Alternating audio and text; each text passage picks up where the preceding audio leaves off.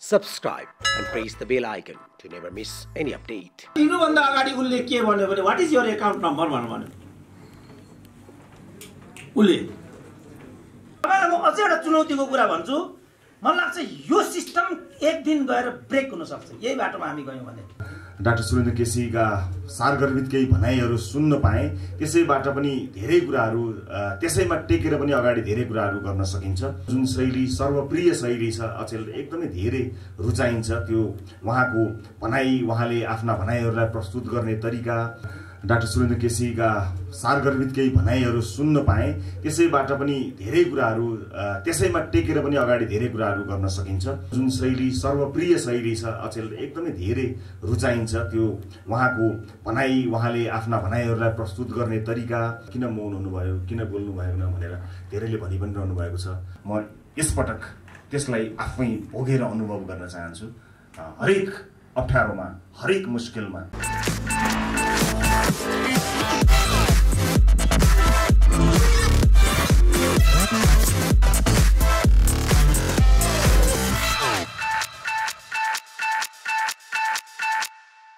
गर्नुपर्ने हामीसँग ठूलो जिम्मेवारी अझ थपिएको छ र कार्यक्रममा हाम्रा अतिथिहरू आउने क्रम जारी नै छ अतिथिको आसन ग्रहणको क्रमलाई अगाडि जोड्न चाहन्छु हाम्रा सामु तपाईहरुकै चिर परिचित भन्नुपर्छ सबैजनाका मुटुका ढुकढुकी सञ्चार क्षेत्रमा लागेर एकदम चर्चित सञ्चारकर्मी रवि लामिछानेज्यू हाम्रो सामु आइपुग्नु भएको छ उहाँलाई अतिथिको आसन ग्रहणको लागि हार्दिक अनुरोध गर्दछु त्यसैगरी अतिथिकै आसन ग्रहणलाई अगाडि जोड्न चाहन्छु हामीसँग प्रेस युनियनका महासचिव अजय बाबु शिवाकोटीज्यू पनि आइसक्नु भएको छ उहाँलाई पनि अतिथिको आसन ग्रहणको लागि हार्दिक अनुरोध गर्दछु सर अगाडि आएर ग्यासमा आसन ग्रहण गरिदिनु होला र कार्यक्रमलाई अगाडि बढ्न चाहन्छु हाम्रा अतिथि महानुभावहरू आउनु भएसँगै अतिथिको आसन ग्रहणको क्रमलाई अगाडि जोड्ने नै छौँ भन्दै कार्यक्रमलाई कति पनि ढिला नगरिकन अगाडि जोड्न चाहन्छु अतिथिको मन्तव्यबाटै आसीन रहनुभएका विशिष्ट महानुभावहरूलाई म एकैपटक सम्बोधन गर्न चाहन्छु बराबर सम्मानका साथ सम्बोधनहरूमा धेरै समय खर्च गर्ने परम्परालाई तोड्ने अभियानमा म छु यसका अर्थमा सबैलाई सामूहिक रूपमा बराबर उचित सम्मान मेरो नमस्कार छ र विशेष गरेर आजको यो कार्यक्रम अनलाइन टेलिभिजन पत्रकार संघ अनलाइन टेलिभिजन पत्रकारिताका विषयसँग केन्द्रित रहेको हुनाले पनि मलाई यहाँ सहभागी हुन मन पनि लाग्यो कतिपय कार्यक्रममा एकपटक यसो सहभागी भइदिउँ भन्ने मन लाग्छ कतिपय कार्यक्रममा हेतरिका कसरी छल्ने होला भने जस्तो लाग्छ तर यो कार्यक्रममा उपस्थित भएर आफ्ना केही कुराहरू राख्नु मेरो लागि अत्यन्त जरुरी छ त्यस अर्थमा पनि यहाँ उपस्थित हुन पाएँ म आयोजक जति पनि हुनुहुन्छ उहाँहरू सबैलाई धेरै धेरै धन्यवाद दिन चाहन्छु यसभन्दा अगाडिका धेरै महत्त्वपूर्ण मन्तव्यहरू मैले छुटाएँ म त्यसका लागि क्षमा चाहन्छु तर मैले यहाँ यो हलमा प्रवेश गर्दै गर्दा डाक्टर सुरेन्द्र केसीका सारगर्भित केही भनाइहरू सुन्न पाए त्यसैबाट पनि धेरै कुराहरू त्यसैमा टेकेर पनि अगाडि धेरै कुराहरू गर्न सकिन्छ उहाँको भनाइले विशेष गरेर अनलाइन पत्रकारितालाई एकदमै धेरै जिम्मेवार बन्नका लागि प्रेरणा दिएको मैले पाएँ र उहाँले भन्नुभएका कुराहरू उहाँको आफ्नो शैलीमा अझ जुन शैली सर्वप्रिय शैली छ अचेल एकदमै धेरै रुचाइन्छ त्यो उहाँको भनाइ उहाँले आफ्ना भनाइहरूलाई प्रस्तुत गर्ने तरिका र विशेष गरेर सञ्चार माध्यम होस् अथवा नयाँ पिढीलाई जसरी उहाँले प्रेरणा दिने तरिकाले अभिव्यक्त गर्नुहुन्छ त्यो अभिव्यक्तिले गर्दा अझ त्यसमा रस भरिएको मैले पनि पाएँ यहाँ उपस्थितहरूले पनि पाउनुभयो होला र अब विभिन्न अनलाइन पोर्टलहरूमा यो भनाइहरू आउँदा उहाँहरूले पनि पाउनुभयो होला त्यसैमा टेकेर केही कुराहरू मात्र म थप्न चाहन्छु विशेष गरेर मानिसले सूचना कहाँबाट लिन्छ भन्ने कुरा अब अलिकति गौण नै भइसकेको छ मानिसले सूचना चाहिँ मानिसलाई चाहिएको नै छ तर त्यो सूचना कसले दिन्छ कसरी दिन्छ भन्ने कुरा अब महत्त्वपूर्ण विषय होइन जसले सूचना दिन्छ त्यो सूचनाको खोजीमा मान्छे दौड्न थालेको हुनाले नै पछिल्लो समय मेन स्ट्रिम जर्नलिजमलाई अथवा भनौँ न जसलाई भनिन्छ नि एउटा मेन स्ट्रिम जर्नलिजमका रूपमा चिनिन्छ मूलधारको पत्रकारिता सँगै अथवा कतिपय परिप्रेक्ष्यमा त त्योभन्दा पनि अझ त्यसलाई पनि उछिनेर अनलाइन पत्रकारिता अगाडि बढेको धेरैले महसुस गरेका छन् उनलाई त म भनिँदै आएको यो मेन स्ट्रिम सञ्चार माध्यम मूलधारी सञ्चार माध्यमसँग सम्बन्धित भएर मैले आफ्नो कर्म गरेँ तर म चाहिँ अलिकति भाग्यमानी यस अर्थमा भएँ कि मूलधारको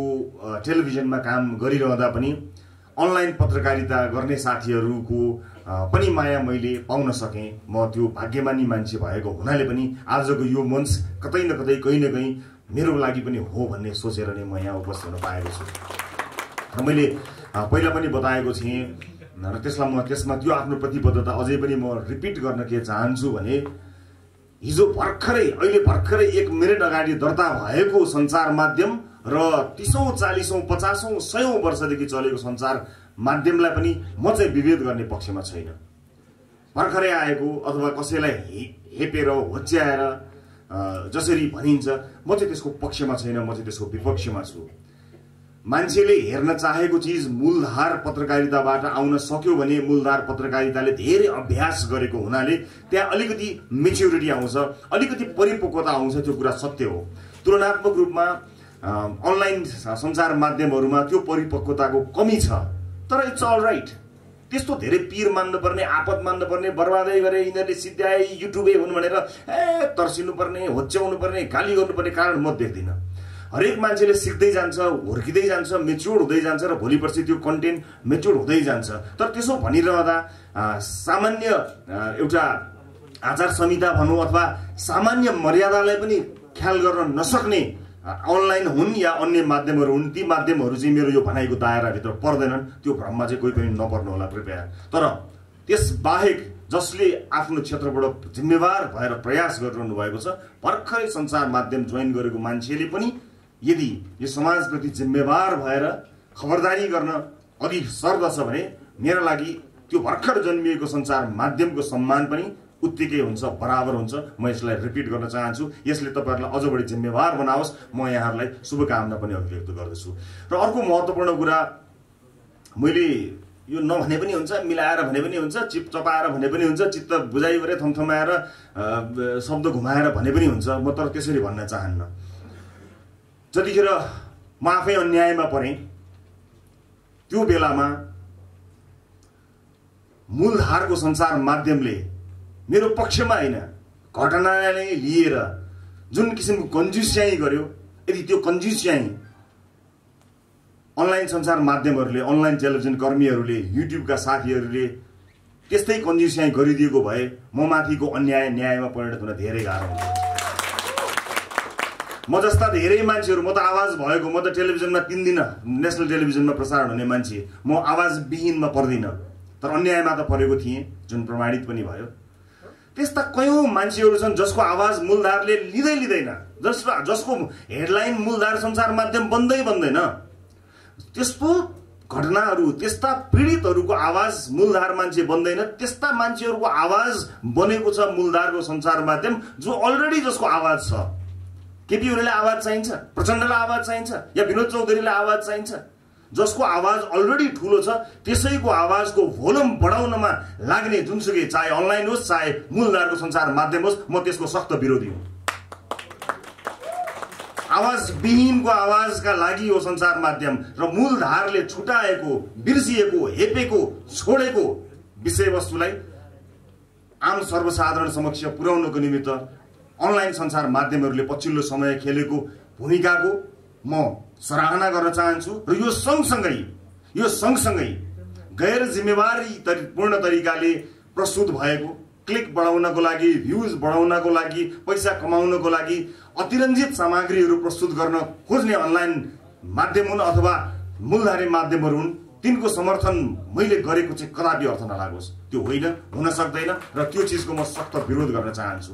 यसै सँगसँगै अभ्यासरत रहनुभएका साथीहरूबाट नियतवश होइन, गर्दै जाँदा हुने भूल, स्वाभाविक भूलहरूलाई लिएर उहाँहरूलाई खेद्ने, सिद्ध्याउने, यही हो मौका भनेर ठोक्ने जुन परम्परा छ, म त्यसको पनि विरोधमा छु। र त्यस्तो अवस्थामा सिक्दै गर्नुभएका, अभ्यासरत रहनुभएका, असल नियतका साथ राम्रो केही योगदान दिउँ भनेर काम गर्दै गएका, तर कहीँ कतै काम गर्ने क्रममा भएका भुलचुकहरूबाट अप्ठ्यारोमा पर्नुभएका साथीहरूलाई पनि चिन्ता नगर्नुहोस् भन्न चाहन्छु। र विशेष गरी मैले हेडलाइनको कुराकानी गरिरहँदा आफ्नो कार्यक्रमको अन्तिम एपिसोडमा पनि यही कुरा मैले दोहोऱ्याएको थिएँ कि मुख्य मान्छे को हो त?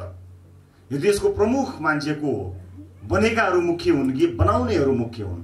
यदि बनाउनेहरू मुख्य हुन् भने, कसैलाई मन्त्री प्रधानमन्त्री बनाउनेहरू मुख्य हुन् भने तिनीहरूको समस्या चाहिँ किन मुख्य समाचार नबनेको होला भनेर नै हामीले त्यो प्रयास गरेको हो।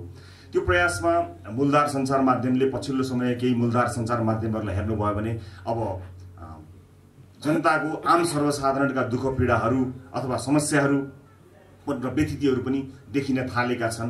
तर त्यसमा बढी भूमिका चाहिँ आम जनजीवनका दुःख पीडा समस्याहरूलाई उजागर गर्नमा जुन अनलाइन सञ्चार माध्यमहरूले भूमिका निर्वाह गर्नुभएको छ त्यो अत्यन्त प्रशंसनीय भूमिका नै छ। तर यो सँगसँगै मैले भर्खरै डाक्टर प्राध्यापक डाक्टर केसीले भन्नुभएको कुरालाई पनि अझ त यहाँहरूलाई मध्यनजर गर्नको निमित्त अथवा त्यसलाई अझ मनन गर्नको निमित्त पनि अनुरोध गर्नैपर्छ कि तपाईँहरूको हातमा क्यामेरा छ, त्यो क्यामेरा छ भन्दैमा तपाईँ यो दुनियाँको सबैभन्दा शक्तिशाली मान्छे हो भन्ने भ्रम चाहिँ नपाल्नु होला। किनभने आम सर्वसाधारणले तपाईँले आज सनसनीपूर्ण हेडलाइन या सनसनीपूर्ण विषय राखिरहँदा केही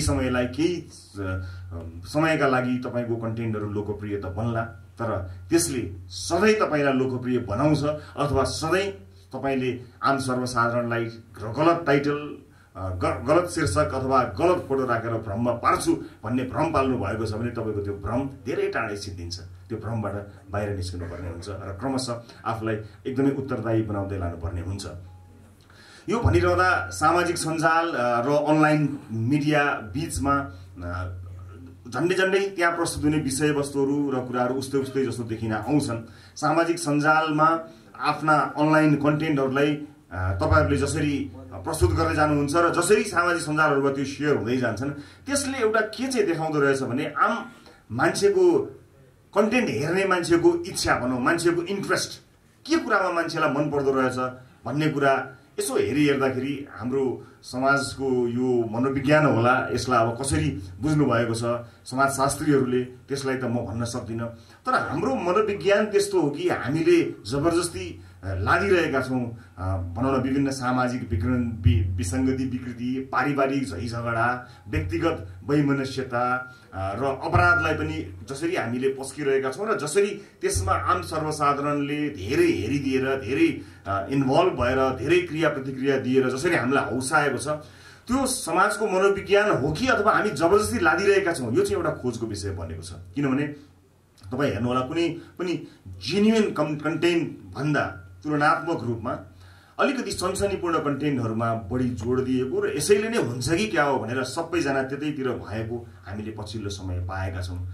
अब त्यसले हाम्रो च्यानललाई लोकप्रिय बनाउनमा मद्दत त गर्यो होला, तर हाम्रो समाजलाई एउटा गलत सन्देश दिन पनि उत्तिकै महत्त्वपूर्ण योगदान पो गर्यो कि त्यो चाहिँ हामीले सोच्नुपर्ने हुन्छ। मैले अघि नै बताएँ समाजको मनोविज्ञान नै त्यस्तै हो र हामी खाली त्यस्तै कन्टेन्ट खोजी हेर्न चाहने समाजका बासिन्दा हौं कि अथवा जसले पनि खाली त्यस्तै सामग्रीहरू मात्र प्रस्तुत गरिदिएर हामी त्यतैतर्फ हाम्रो ध्यानै अलिकति सनसनीपूर्ण अथवा अलिकति सही र सत्य भन्दा पनि सनसनी बढी भएको चीजमा बढी हाम्रो ध्यान गएको, त्यो एउटा खोजको विषय बनेको छ। तर मलाई विश्वास के छ भने सिक्दै जाँदा, गर्दै जाँदा, मेहनत गर्दै जाँदा चुनौतीहरू बढ्दै जान्छन् र जो सही सत्य तरिकाले आम सर्वसाधारणलाई सूचना दिने मनसाय बोकेर यो समाजलाई एउटा आफ्नो क्षेत्रबाट योगदान दिने मनसायबाट प्रेरित भएर अगाडि बढ्नुहुन्छ उहाँहरूका लागि गाह्रो हुने छैन। उहाँहरूले बिस्तारै त्यसको जिम्मेवारी पनि बुझ्नुहुनेछ र आम सर्वसाधारणलाई के पस्किने भन्ने कुरा त्यसको परिपक्वता पनि बुझ्नुहुनेछ भन्ने कुरामा म चाहिँ विश्वस्त छु। त्यसकारणले जुन भूमिका तपाईहरुले गर्नुभएको छ त्यो भूमिका सामान्य भूमिका होइन, त्यो अत्यन्त जिम्मेवारीपूर्ण तरिकाले निर्वाह गर्नुपर्ने भूमिका हो र त्यसलाई पूर्ण जिम्मेवारीका साथ निर्वाह गर्नुहोला। अनि कस्तो भइदिन्छ भने सबैलाई एउटै घानमा लाएर हाल्दिने चलन पनि छ। यो युट्युबरहरू, यो अनलाइन गर्नेहरू यिनीहरू भनेर भनिरहँदाखेरि राम्रो मेहनत गरेर, काम गरेर, अध्ययन गरेर, त्यसलाई खोजी गरेर सामग्रीहरू प्रस्तुत गरिरहेकाहरूलाई पनि एकै ठाउँमा हालिदिँदा कति बेला चित्त दुख्दो हो, कति बेला दुःख लाग्दो हो। म पनि त्यस्तै प्रतिक्रियाहरूको शिकार हुँदै यहाँसम्म आएको छु, सिक्दैछु, बुझ्दैछु। कमी कमजोरीहरू हामी सबैका हुन्छन्, मेरा त कति छन् तपाईहरुले नदेखा मात्र हो, मैले कति देखेको छु। तर यी सबै कमी कमजोरीहरूका बावजुद हामीले अन्तर्क्रियाहरू गर्दै, महसुसहरू गर्दै, एकअर्कासँग सिक्ने र अगाडि बढ्दै जाने क्रमलाई निरन्तरता प्रदान गर्यौँ भने साँच्चै नै हामी जिम्मेवार बन्न सक्दछौँ र हामी जिम्मेवार बन्न सक्यौँ भने हाम्रो यो क्षेत्र नै यो सेक्टरले नै एउटा सम्मान प्राप्त गर्छ र त्यसले एउटा इज्जत प्राप्त गर्दछ। के गर्नुहुन्छ भन्दा म यो गर्छु भन्दाखेरि ओहो हो र यस्तो गर्नुहुन्छ भनेर सम्मानपूर्वक कसैको प्रतिक्रिया लिनु र के गर्नुहुन्छ भन्दा यसो गर्छु भन्दा ए हो र भनेर अलिकति तिरस्कारपूर्ण प्रतिक्रिया पाउनुमा आकाश जमिनको फरक छ। त्यसकारणले लोकप्रियता त्यो क्लिक त्यसबाट प्राप्त हुने अर्थ आर्जन मात्र होइन, समाजप्रति अलिकति उत्तरदायी हुन पनि अत्यन्त जरुरी छ।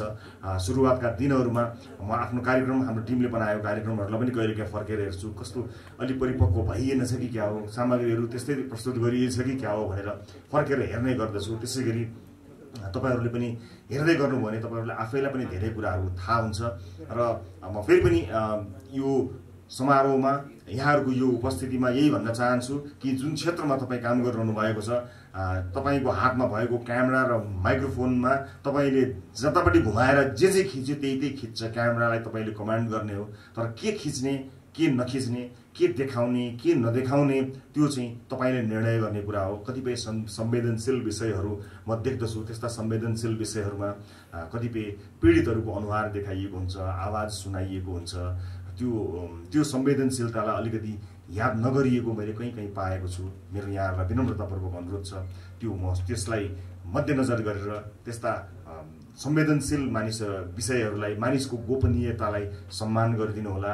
अपराध लगायतका रिपोर्टिङहरूमा अझ बढी संवेदनशील हुनुपर्ने हुन्छ। र अर्को पक्ष यो घटनाको एउटा पक्षको मात्र कुराकानी सुन्दा हामीलाई कहिलेकाहीँ के छ भने मान्छे गाँ रोइदिएपछि जो रोयो त्यही सत्य भन्ने लाग्दो रहेछ। मलाई पनि धेरै भ्रम थियो यसमा, किनभने मान्छे रुन्छ, मान्छे रोएपछि आँसु चाहिँ बिग्छ भने चाहिँ रोयो कि क्यामेरा जुम गरिहाल्यो, ओ को रोयो, ग्रुपमा यता रोयो, क्यामेरा ठ्याक्क फर्काएर रोकोतिर आँखैभित्र नानीभित्रै जुम जाने जुन चलन छ हाम्रो। कहिलेकाहीँ आँसु यसै झर्दैन त्यो थाहा छ, तर कोही मान्छे आँसु झार्न माहिर हुन्छन्।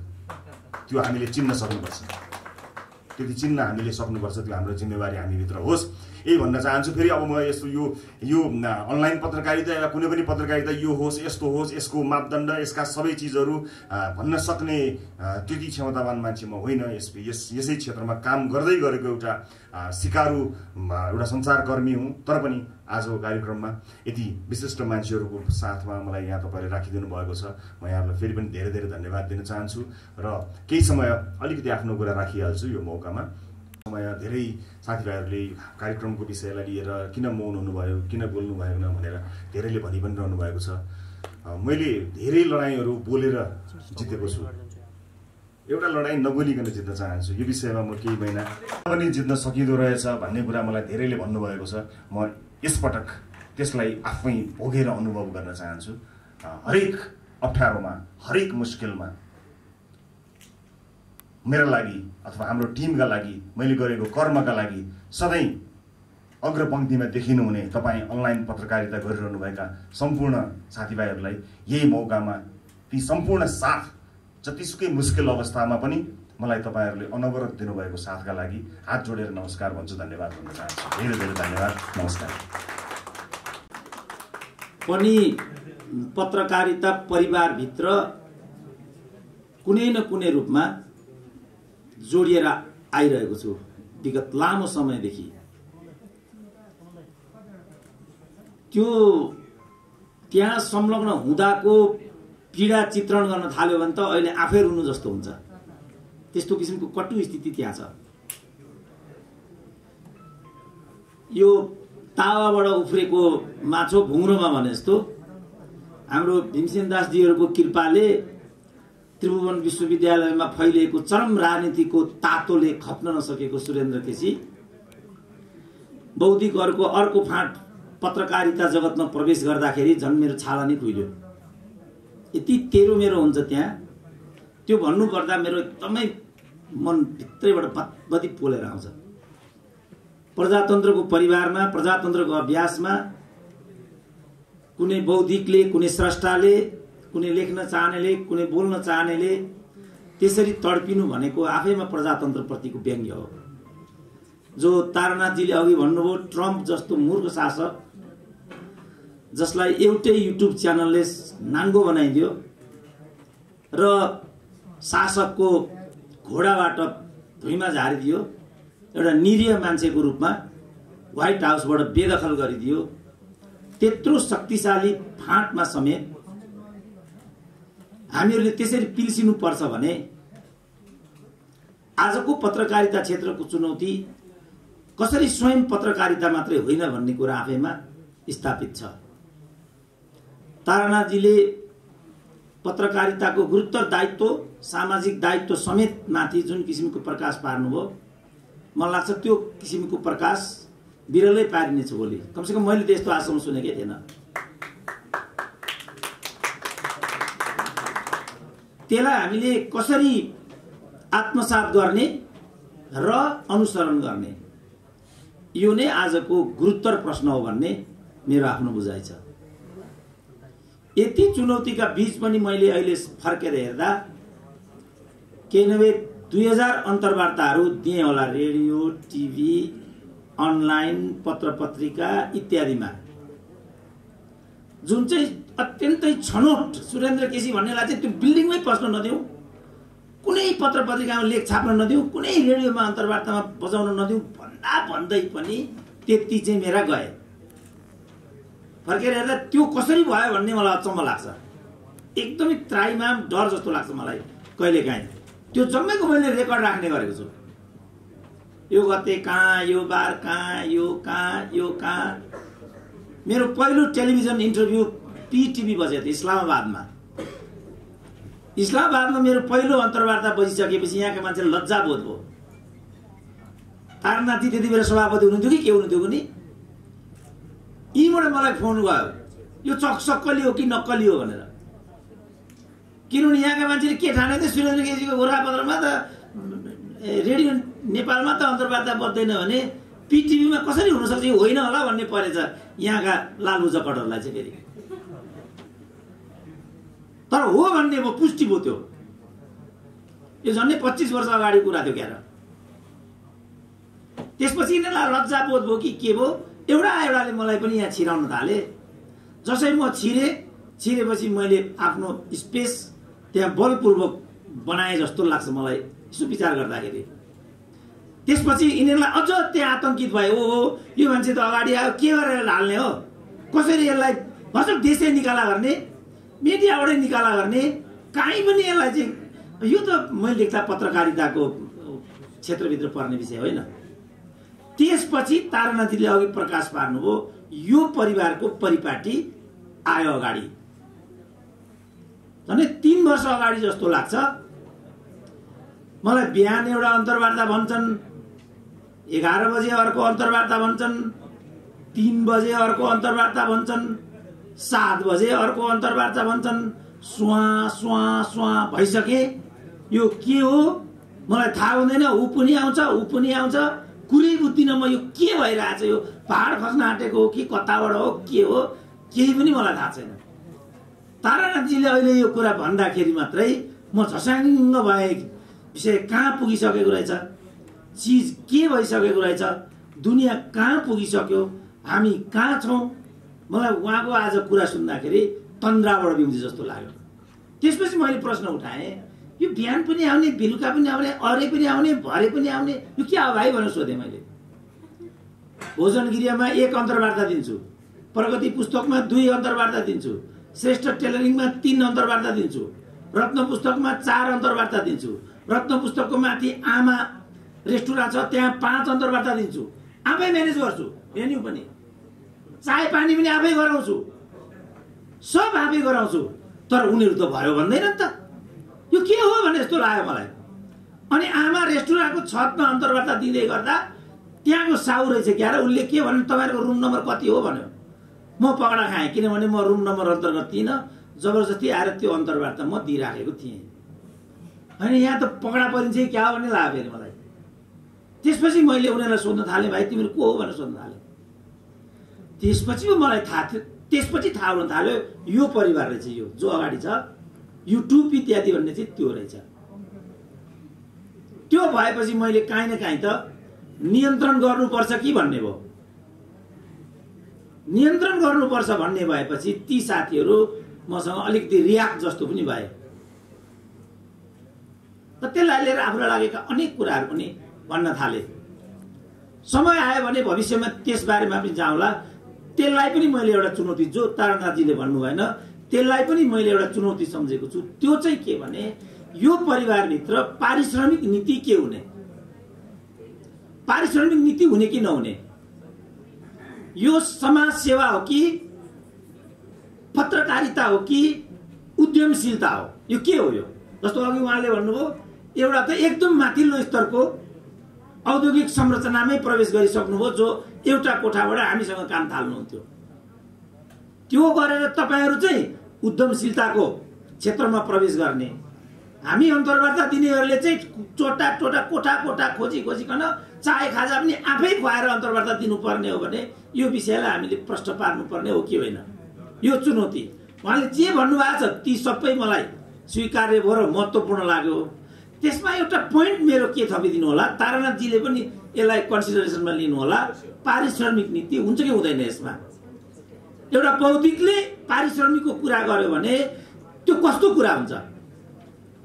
नेपालीले मलाई हेपे पनि संसारभरिका मिडियाहरूले चाहिँ मलाई उच्च स्थानमा राखेका छन्। भर्खरै मलाई बीबीसी उर्दूबाट, बीबीसी नेपालीले मेरो अन्तर्वार्ता लिँदैन किनभने त्यहाँ नेपालीहरू छन्। नेपाली भन्ने चाहिँ चिजै बैगुनी हो कि क्या, त्यो मलाई अचम्म लागिराखेको छ। अब बैगुनी भनौँ भने आज फेरि यो मौका पाएँ, मौका पनि काहीँ न काहीँ त फेरि पाइराखेको छु। बीबीसी उर्दूले भर्खरै मलाई एउटा अन्तर्वार्ता लियो। दिनुभन्दा अगाडि उसले के भन्यो भने what is your account number भन्यो। उसले त हरेकको एउटा पारिश्रमिक नीति हुन्छ, अरू संस्थाहरूको पनि हुन्छ। त्यो नीति प्रश्न पारौँ। त्यसपछि जो तारानाथजीले त्यो एकदम गम्भीर कुरा, मैले पत्रकारिता जगतमा यति गम्भीर कुरा आजसम्म सुनेको थिएन। तारानाथको पनि अग्रज पत्रकारको एउटा लेख तपाईहरुको लागि भनेर मैले आज यहाँ संकलन गरेर लिएर आएको छु, पढेर सुनाउने अनुमति चाहन्छु। तपाईहरुलाई वरिष्ठ पत्रकारहरूले कसरी हेरेका छन् भन्ने यहाँ पढेको छ। यो तपाईहरुसँग सम्बन्धित छ। तारानाथको पनि गुरु त हो कि होइन हाम्रो किशोर नेपाल, गुरु जस्तै त होला। म त गुरु नै मान्छु, नभए पनि गुरु नै मान्छु हैन। उहाँको आर्टिकल हो यो। साथीहरुले आज यो मौका जुटाउनु हो, यो कुरा म भन्न चाहन्थे। किनभने झन्डै 2 महिना अगाडि युट्युबरहरू संगठित हुनुपर्छ भनेर मैले 4 जना युट्युबर साथीहरुलाई आफ्नोमा बोलाए। यसले अलिकति दायरा नाङ्ग थाल्यो। वैयक्तिक कुरा ल्याउने, चारित्रिक कुरा ल्याउने, मान्छेका गोपनीय कुराहरू ल्याउने, मानिसका शारीरिक अङ्गहरूलाई विषयवस्तु बनाउने, दिदीबहिनीहरूको अस्मितामाथि सांघातिक हमला हुने, यो राम्रो हुँदैन। मैले देख्दा यो कुनै पत्रकारिताको धर्म पनि होइन र मर्म पनि होइन। त्यो कुरा समेत पनि यहाँ भयो। विज्ञान र प्रविधिले हामीलाई ठुलो अवसर दिएको छ। हामीहरू आफैले त विज्ञान र प्रविधिमा केही पनि गर्न सकेनौँ। हामीबाट केही तरक्की हुन सकेन। नेपालीहरूसँग वैज्ञानिक चिन्तन छ भन्ने पनि मलाई आजसम्म लाग्दैन। हामी मूलतः परम्परावादी नै छौँ। किनभने हाम्रो राजनीति पनि त्यस्तै छ। त्यहाँ वंशवाद छ, त्यहाँ द्रव्यको कुरा छ, त्यहाँ नातेदारीहरू छ।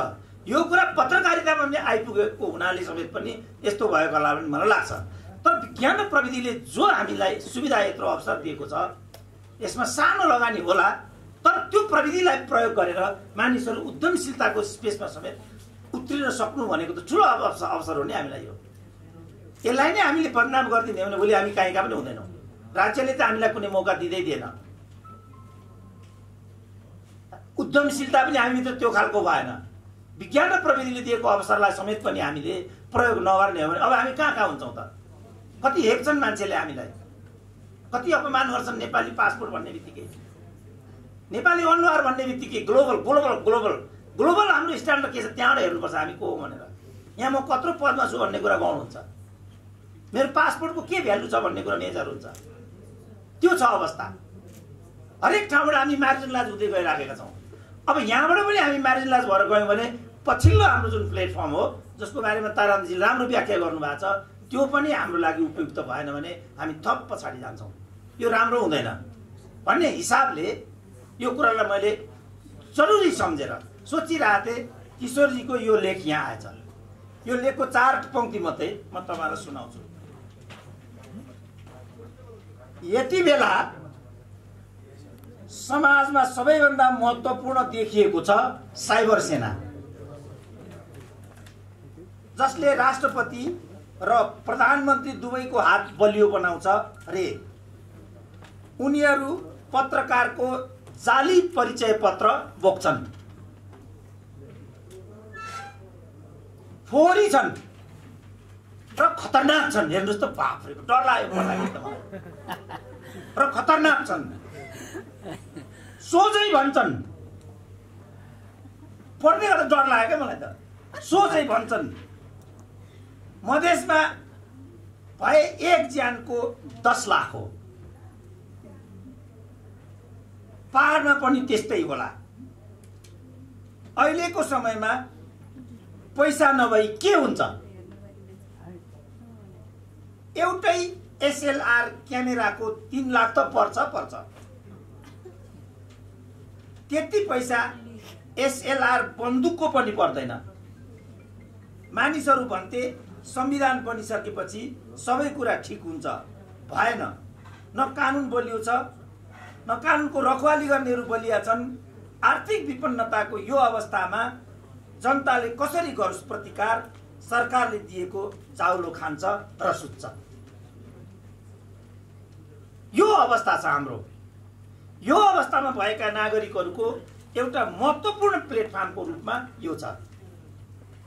यसलाई पनि हामीले यस प्रकारले जाली दस्तखतको, जाली प्रमाणपत्रको एउटा फर्म बनाउने हो भने हामी कहीँ रहँदैनौँ भोलि।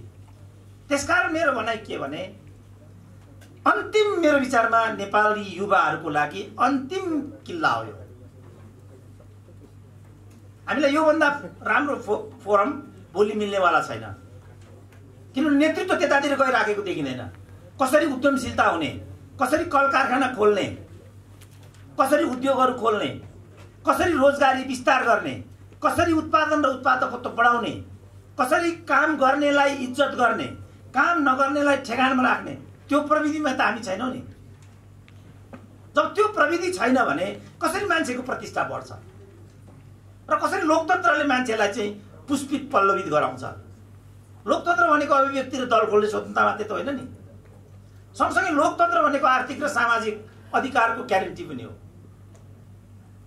मान्छेका सामाजिक भावनाहरू हुन्छन्, मान्छेका आर्थिक चुनौतीहरू हुन्छन्। हेर्नु त, विश्वविद्यालय, जुन विश्वविद्यालय, उहाँ पनि टिचर हुनुहुन्थ्यो हाम्रो भीमसेन दास सर त्यति बेला। उहाँ हाम्रो नेता हो, प्राध्यापक सङ्घको अध्यक्ष हो। त्यहाँ एउटा क्याफ्टेरिया भन्ने संस्था थियो, त्यहाँ हाम्रो लागि खाना तयार हुन्थ्यो। पोखरेली चामलको भात दिन्थे। मैले पोखरेली भनेको त्यहाँ देखेको पहिलोचोटि। ढिँडो रोटो खाएर हुर्किएको केटो पहाडबाट। काँटा चम्चा चलाउनु मैले त्यहाँ जानेको। 2टा दाल हुन्थ्यो, एउटा रातो एउटा कालो।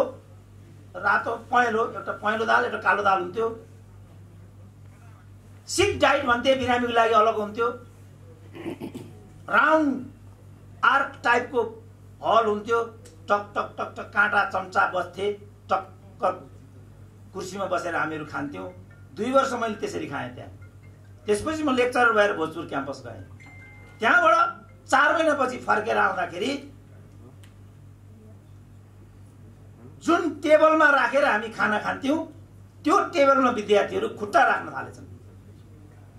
ठ्याक्कै ओहो, यो त ओह्रालो लाग्यो, स्थिति बिग्रिन्छ कि क्या भन्ने मलाई लाग्यो। बौद्ध लाग्यो। बौद्ध लागेको पहिलो निर्णय नै त्रिभुवन विश्वविद्यालयले क्याफ्टेरिया बन्द गर्ने गर्यो। त्यसपछि म फेरि होस्टलमा साथीहरूको कोठामा एकचोटि गएँ। जाँदाखेरि बिचरा उनीहरू हलुङ्गेको भाँडामा स्टपमा घोचेर भात पकाउन थालेछन्। उनीहरूको लेभल त्यहाँ आइपुग्यो। मलाई लाग्छ अहिले त्यो पनि बन्द भयो। अब अहिले कीर्तिपुरमा जानुभयो भने विदेशबाट मलाई एकजना जापानी प्रोफेसर, कोरियन प्रोफेसर जापानमा पढाउँदो रहेछ। भेट्छु भनेर आउने एपोइन्टमेन्ट माग्यो। मैले हुन्छ भने आफ्नोमा लैजाउँ, लज्जा बोध हुन्छ। टोइलेट पिसाब फेर्छु भने टोइलेट छैन। बल्ल बल्ल छ, फुल भएको छ। फुल फुल देखिरहेको छु। 7 वर्षदेखि टोइलेट फुल छ। दाहिने देब्रे हेऱ्यो भने पुरै बाँकुराको जाली लागिरहेछ। पिसाब फेर्न जान्छु त उसले भन्छ होला। त्यसपछि के गर्ने भन्ने भयो। मैले भने म अन्नपूर्ण होटल तिमीमा भेट्छु भने मैले होइन म युनिभर्सिटीभित्रै आउँछु भन्छु। अब युनिभर्सिटीमा आइज कसरी भन्ने मैले के गर्ने होला भन्ने भयो मलाई। मैले सिनासमा लगेर भेट्छु भने होइन म डिपार्टमेन्टमा भेट्छु भन्थ्यो। डिपार्टमेन्टमा यसैहरू माथि पुरै जाला लागेका छन्, छिड परेको छ, धुलो आउँछ, बर्खाको टाइम भयो पानी आयो भने तप तप तप पानी चुइन्छ। टोयलेटको कुरा मैले गरिहालेँ, तर यो परिस्थितिमा अहिले पनि भिन्नता आएको छैन, हामी ठिक बाटोमा छैनौँ। अब म अन्तिमतिर आउँछु। गत वर्ष म जापान पुगेको थिएँ, ओसाकाबाट म आइहालेँ। म टोकियो पनि जान्छु भन्ने हो साथीहरूलाई। मेरो फर्किने टिकट ओसाकाबाट टोकियोबाट गरिदिनु भन्ने, किन मलाई बुलेट पनि चढ्न मन लागिरहेको थियो। पहिला मैले साङ्घाईबाट बेजिङ जाँदाखेरि त्यसमा चढ्न खोजेको थिएँ, म चढ्न सकिनँ किनभने लोकलमा चढ्दाखेरि 55 युएन पर्दो रहेछ भाला, त्यसमा चढ्दाखेरि 150 युएन पर्दो रहेछ। 100 युएनको फरक पर्यो। त्यो 100 युएनले त म नर्थ कोरिया पुग्नेवाला थिएँ।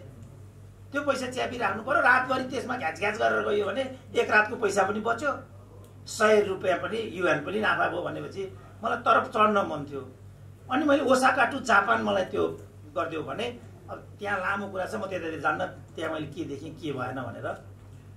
टोकियोमा मलाई पत्रकार महासङ्घले स्वागतको एउटा कार्यक्रमको आयोजना गर्यो। मैले यसरी नै आफ्नो विचार राखेँ। प्रश्न उत्तरको सिलसिला सुरु भयो। एउटा भाइले, युवाले एउटा प्रश्न गर्यो।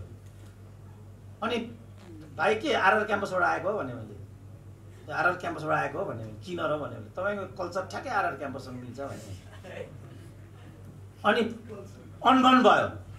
यो आरआर क्याम्पस भने के हो भन्ने कुरा। आरआर क्याम्पस भनेको के हो भने विद्यार्थी नेता तलबाट ढोकालो लात्तल दिँदै भित्र आउँछ, क्याम्पससिप कहाँ छ भन्छ, क्याम्पससिप माथि रुममा छ भनेपछि खै भन्छ। अनि सुइँ गएपछि अनि जुरुक्क उठेर नेतालाई सलाम गर्यो भने त्यसको खैर भयो, होइन भने क्याम्पससिपको कुर्सी त्यहीँ जल्यो। त्यसलाई चाहिँ आरआर क्याम्पसको संस्कार भन्छ।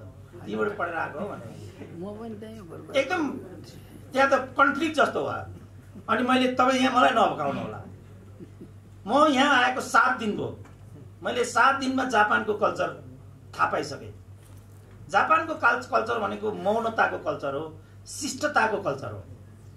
विनाशपछि कसरी उठ्न सकिन्छ भन्ने हिरोसिमालाई फुलको फुल फुलाउने कल्चर हो जापान भनेको। आरआर क्याम्पस भनेको यो सबैको उल्टो हो। तिम्रो कल्चर ठ्याक्कै त्यस्तै छ। कमसेकम 7 दिनमा मैले जापान थाहा पाएँ। तिमीले 2 वर्षमा जापान थाहा पाएनौ भने बाँकी जीवन तिमीले कसरी यापन गर्छौ? यो सम्भव छैन। नभकाउनु टिचरलाई कहिले पनि। त्यो भने के लागेको नि त्यो मान्छेलाई। फर्केर म यहाँ आएँ। 7 दिनपछि मैले सोसियल मिडियामा के देख्छु भनेदेखि नेपालीहरूको एउटा डिनर पार्टी थियो। त्यहाँ बियरको बोतलले हानाहान गरेर रक्ताम्य भएको चित्र मैले त्यो सोसियल मिडियामा हेर्न सकिनँ। जापानमा रगतको खोलो बगाउने भन्ने कुरा कल्पना पनि गर्न सकिँदैन। ज्यानको त्यत्रो महत्त्व छ त्यहाँ। कसैलाई कसैले कुट्दैन त्यहाँ। प्रहरीले पनि कसैलाई कहिले पनि दुरुपयोग गर्दैन।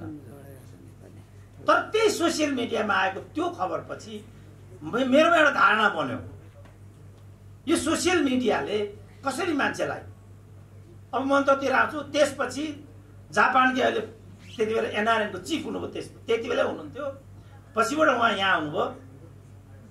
तपाईँले थाहा पाउनुभयो सिल्क एयरले उहाँलाई अवाञ्छित व्यवहार गरेको भनेर यही एयरपोर्टबाट निकालिदियो। तपाईँहरू सबैले सुन्नुभएको छ। आपत्तिजनक अवस्था। हाम्रो आचरण अगाडि गइराखेको छ। कोही न कोही त बोल्नुपर्छ भनेर म बोलेको हुँ। मलाई थाहा छ यो कस्टली छ, यो कसैलाई पनि मन पर्दैन, त्यो मलाई राम्रोसँग थाहा छ। हुँदाहुँदै पनि मैले यो कठिन बाटोलाई लिएर अगाडि बढेँ। मैले यसको ठुलो मूल्य चुकाउनु पर्यो। विश्वविद्यालयमा मेरो हेड हुने पालो थियो। यो बिरामी छ भन्थे, एकाडेमीबाट बिरामी भए बापत खर्च पाउने मेरो पालो थियो। यो बिरामी नै नभइकन बिरामी हुँ भन्दै हिँड्छ भन्थे। नेपालीहरू मान्छेलाई के गर्दा क्षति पुर्याउन सकिन्छ त्यही भन्छन्। यसलाई दरबारिया भन्दा क्षति पुर्याउन सकिन्छ भने दरबारिया भनिदिन्छन्। यसलाई माओवादी, अहिले त विप्लववादी हो, विप्लववादी भन्दा क्षति पुर्याउन सकिन्छ भने विप्लववादी भनिदिन्छन्। ओलीकै भाषणको कुरा गरौँ न। धर्म संहिता कोनी के जम्मै खारिज भएको घोषणा गर्नको लागि नारा नीतिमा कार्यक्रम गरेको हो भनेर भनिन्थ्यो। तर ओलीले त्यसको ठ्याक्कै विपरीत कुरा त्यहाँ भनेर गइदिए। यसकारणले यस्तो एउटा समयमा हामीहरू छौँ, त्यस्तो समयमा एउटा क्यामेरा लिएर तपाईहरू एउटा नयाँ क्षितिज र एउटा नयाँ चुनौतीभित्र प्रवेश गर्दै हुनुहुन्छ। यसको गरिमालाई बुझ्नु होला, यसको संगठनको गरिमालाई पनि बुझ्नु होला। खोज पत्रकारिता गर्न पाइँदैन भन्ने मलाई एकजना सोधिरहेको थियो।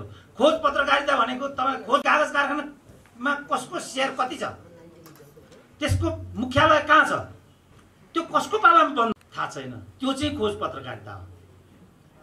त्यो पत्ता लगाउनुहोस्। एकदमै समयमा नियन्त्रण ल्याउन सके। तपाईँलाई म अझै एउटा चुनौतीको कुरा भन्छु, मलाई लाग्छ यो सिस्टम एक दिन गएर ब्रेक हुन सक्छ यही बाटोमा हामी गयौँ भने। And that will be disastrous for us because it has given a excellent forum for us for investing nothing. 1 crore रुपियाँ लगानी गर्दाखेरि जे तपाईँहरूले हासिल गर्नुभएको छ बौद्धिक नैतिक रहरू त्यति हासिल हुँदैन। तपाईँले एउटा 50,000 को क्यामेराबाट त्यो चिज प्राप्त गर्नुभएको छ। त्यसकारण यो गरिमालाई तपाईँहरूले चिन्न सक्नुहोस्। तारानाथजीले जे कुरा भन्नुभयो मलाई एकदम